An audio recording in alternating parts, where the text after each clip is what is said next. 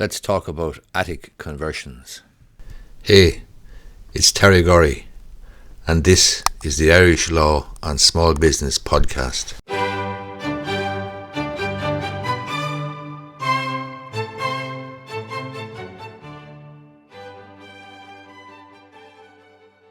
I want to talk about attic conversions. Attic conversions would be a very common feature of the Irish housing stock, especially dormer bungalows.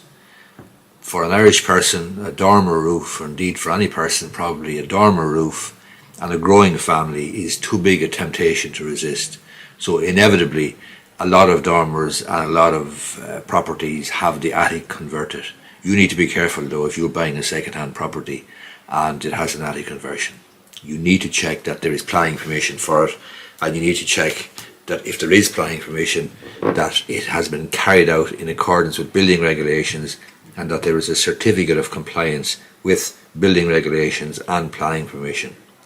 It is easy, I've done it myself, with a growing family. The roof space can be, especially in a dormer property, because it's got a big roof by definition, dormier being the French for to sleep, big roof, it's difficult to resist the temptation. You need to be careful. I've seen plenty of planning permissions then as well, where the permission is granted for a 3, 4, 5 bedroom property perhaps, and one of the special conditions within the planning would be that the attic space is used for storage only. In other words, if there's to be any living accommodation put into it, any bedrooms, any living space, any bathrooms and so on, then a special or a separate planning application would be required. You need to be careful there, because the knock-on effect if you're buying a second-hand property comes when there is a bank involved and there's a valuer. The valuer may go out and look at the property and see that it's a 5-bedroom house and value it on that basis. You may have bought it on the basis that it's a 5-bedroom house, when in fact there's only planning permission for 3 bedrooms on the ground floor. The 2 in the attic and the little office or the little toilet are unauthorised developments and don't have planning permission.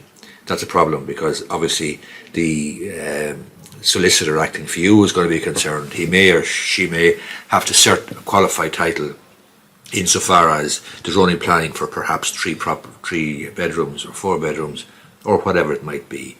So attic conversions are great, but you need to be careful, tread warily. You're buying a second-hand property, the attic has been converted, check that the planning is in order, check that the building regulations are in order, and the building regulations, in particular the fire regulations, can be easy to breach, because the escape windows and the openings and so on in an attic situation from a fire regulation perspective is tricky enough. To have to be at a certain height and to have to give a certain amount of space opening to exit the property and so on, for obviously good fire regulation reasons.